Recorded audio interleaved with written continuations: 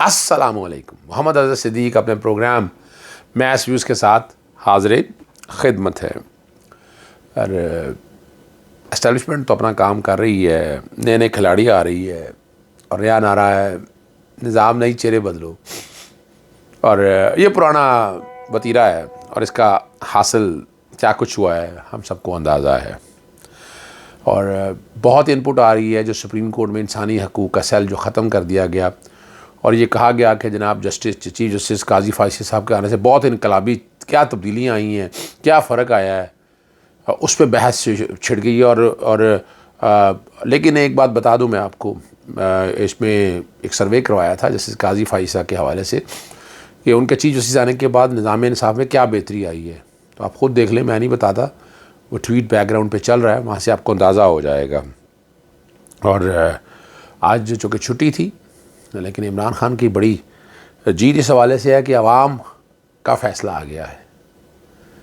अच्छा, पहले चले यही बता दें, आपको पता है सिटी न्यूज़ नेटवर्क ने इस पर बाकायदा एक पोल करवाया और ये आज़ादाना पोल की बात हो रही है।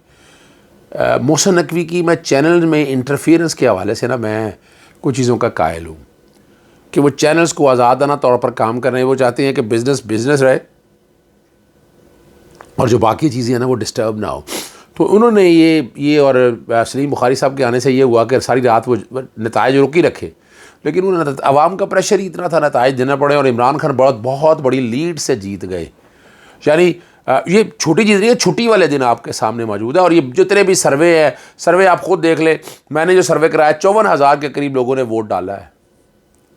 वो भी ट्वीट बैकग्राउंड पे चल रहा हूँ, इमरान खान।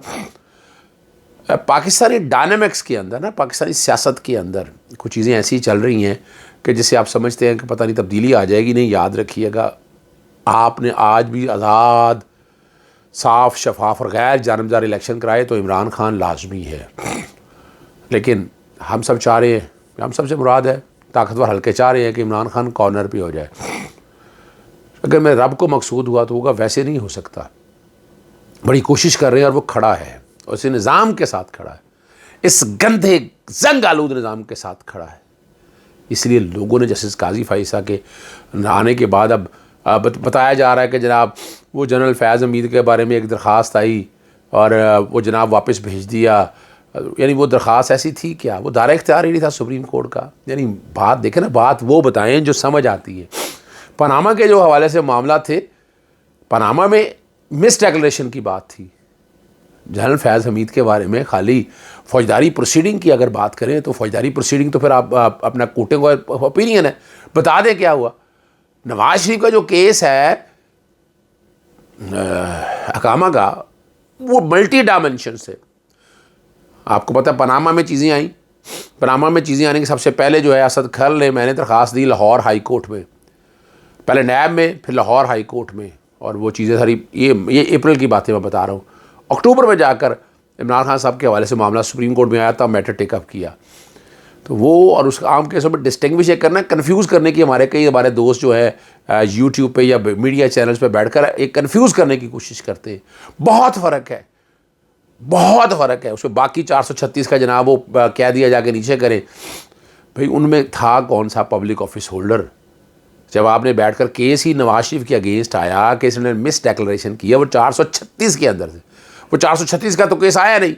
436 का जो केस जमात इस्लामी लेके आई, यानी मेरा तरीक़ाकार क्या है, मैं जब आता हूँ तो मैं मुतलका इदारों को पहले रब्ता करता हूँ और उसके बाद मैं मामला को लेकर चलता हूँ। तो इसमें आज भी नवाज शरीफ की मनी ट्रेल नहीं है, बिल्कुल मनी ट्रेल नहीं है। इस्लामाबाद हाई कोर्ट ने अपने दायरा इख्तियार से हट के जो है मरीम नवाज़ को रिलीफ दिया अपील में। मैं प्रोसिक्यूटर था, आपको पता है प्रोसिक्यूटर में मेरा आज तक डी नोटिफाई का प्रोसिक्यूटर हुआ ही नहीं, नोटिफिकेशन जारी इम्तियाज़ सिद्दीकी का भी जारी नहीं हुआ। बस हमें कहा गया कि आप पेश ना हो, और जो लोग पेश हुए वो आपके सामने हैं। यानी वो लोग मुलजमान के भी वकील रहे, हमारे दोस्त हैं, फिर इलेक्शन कमीशन के भी वकील रहे, फिर नैब के भी वकील रहे। आप यही से नजर गया, ये निज़ाम इंसाफ है, इस पर सवाल तो उठेंगे ना। इसका सवाल का तो ये ज़हन में रख लीजिएगा कि इन चीज़ों को कोई दोहरा निज़ाम नहीं है। अब इस पर जनाब नीचे भेज दिया है, नीचे किस लिए भेज दिया है, नीचे क्या इदारा कौन सा है, आप बताएं ना, इधर आप बताएं। अगर आपके इदारे काम कर रहे होते FIA, अब देखिए टोटल पॉलिटिकल मोटिवेटेड, नैब सियासी इंजीनियरिंग में इस वक्त शामिल है। जिस तरह उसका चेयरमैन नैब लगाएगा और जिस तरह मामला को लगाकर चलाया जा रहा है आपके सामने रिकॉर्ड के ऊपर मौजूद है। मैं कोई बात नहीं कहना चाहता इस हवाले से। ये वही नैब था जिसमें अरबों रुपए के केसेस थे, जब तब्दीलियां करके सब बंद कर दिए गए। तो अब बातें कर रहे हैं और कौन मानेगा आपकी ये बातें? कोई मानने के लिए तैयार नहीं है इस वक्त बैठे अब ये। और आपने ये मैं समझता हूँ बिल्कुल गलत किया। ये वहाँ नहीं जाना बनता था। ये असूली तौर के ऊपर सुप्रीम कोर्ट को देखना चाहिए था। जैसे सरदार तारक मसूद, यानी उस पर कोई ऐसे चेहरे थे ना, आने चाहिए थे ना कौम के सामने। अगर वाकई ये मामला लेके आए हैं तो बुरा केस नहीं था। तो मैं इससे इतफाक़ नहीं करता। इसी तरह जनरल फैज़ हमीद के बारे में अगर ये मामला आया, अगर तो इख्तियार था तो फिर था। तो ये आसान नहीं है।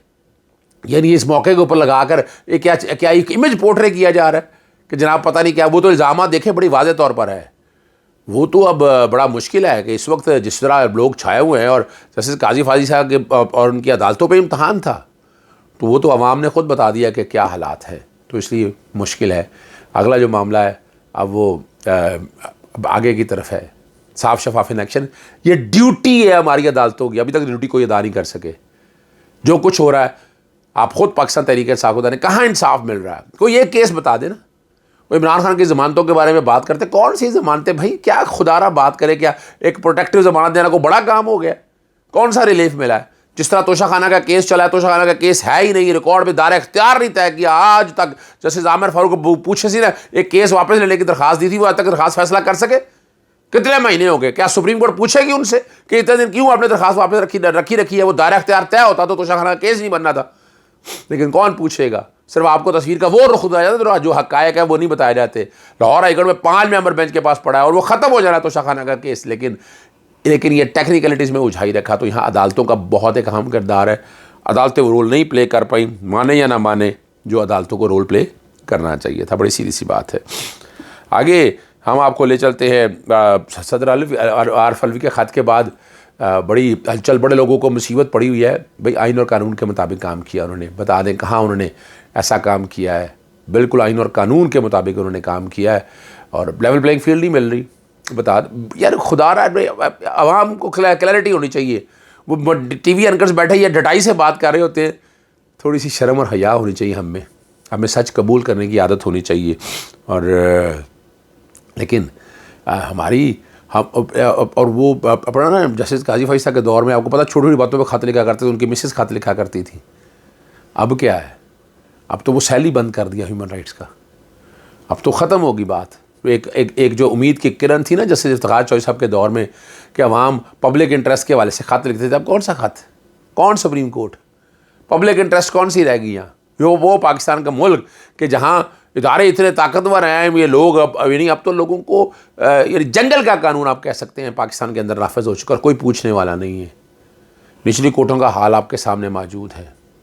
हालांकि मैं उससे इत्तेफाक नहीं करता वर्ल्ड जस्टिस प्रोजेक्ट के हवाले से। वो मैं बैकग्राउंड में मेरा ख़त चल रहा है जो मैंने लिखा कि आपने कैसे पाकिस्तान को 128वें या 30वें नंबर पर डाल दिया।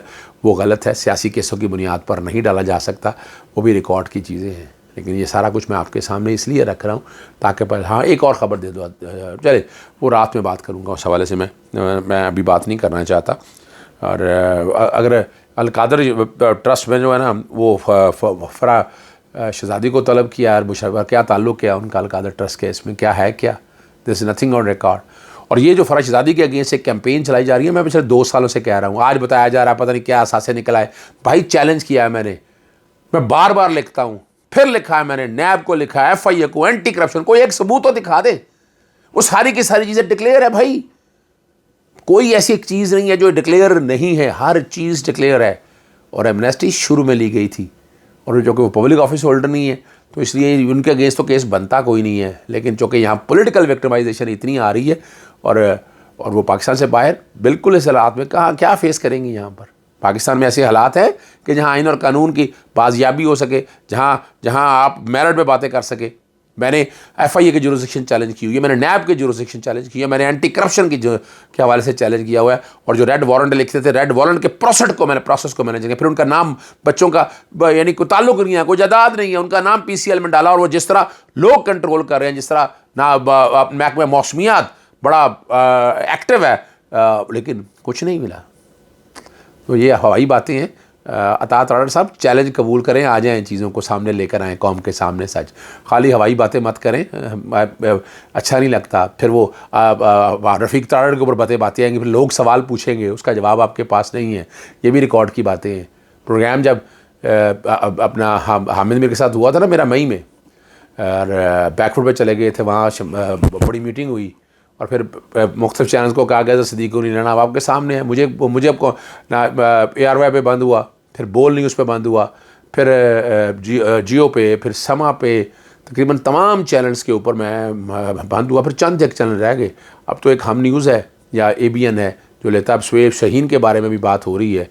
मौका नहीं है, इस तरह दबान बंद करके मसाइल नहीं हल होंगे। आपको सोचना पड़ेगा कि चीज़ों को आप कैसे आगे की तरफ लेके जाना है। अगर लेके जाएंगे तो बेहतरी होगी, लेकिन इस तरह नहीं हालात चल सकते, इस तरह निज़ाम नहीं चल सकता। कोई सबूत नहीं है। बुश अभी भी बिला वजह प्रेशर डालने की कोशिश है ही कोई नहीं, क्या कंसर्न ही कोई नहीं है। सिर्फ और सिर्फ हवाई बातें हैं।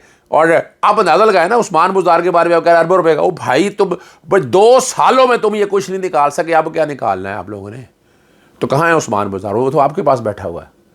तो बाकी जहाँ तक फ़राज शहज़ादी के हवाले से, वो मैं बार बार कह चुका हूँ, मैं फिर बताता हूँ, मैं फिर लिखूँगा, मैं नोटिस डालूँगा एंटी करप्शन को। और जो अपना अलकादर ट्रस्ट के हवाले से, वो भी कि चीज़ कोई नहीं है, नथिंग। नैब के नए कानून को अगर भी सामने रख लें, पुराने कानून को भी सामने रख लें, तो तब भी ये केस बनता नहीं है। लेकिन सियासी तो पॉलिटिकल इंजीनियरिंग जो चल रही है, और ये तबाही की इस मुल्क की वजह ये है कि इन इदारों को अपनी मर्ज़ी से इस्तेमाल करें। इस वक्त आपके सामने मुझे बताएं कौन सा आज़ाद और खुद मुख्तार इदारा है? क्या नैब है? क्या FI है? क्या एंटी करप्शन है? क्या पुलिस है? कोई एक मैम का नाम बता रही। अदालतों को तो आपके सामने है, अदालतों तो बेबसी का इजहार कर रही हैं। आप बता देना कहाँ है, किन लोगों को बाहर निकाल लिया, क्या क्या कुछ कर लिया। चले मेरा मुँह ज़्यादा ना खुलवाइएगा। इजाज़त चाहता हूँ। अस्सलाम वालेकुम, अल्लाह हाफ़िज़। पाकिस्तान जिंदाबाद।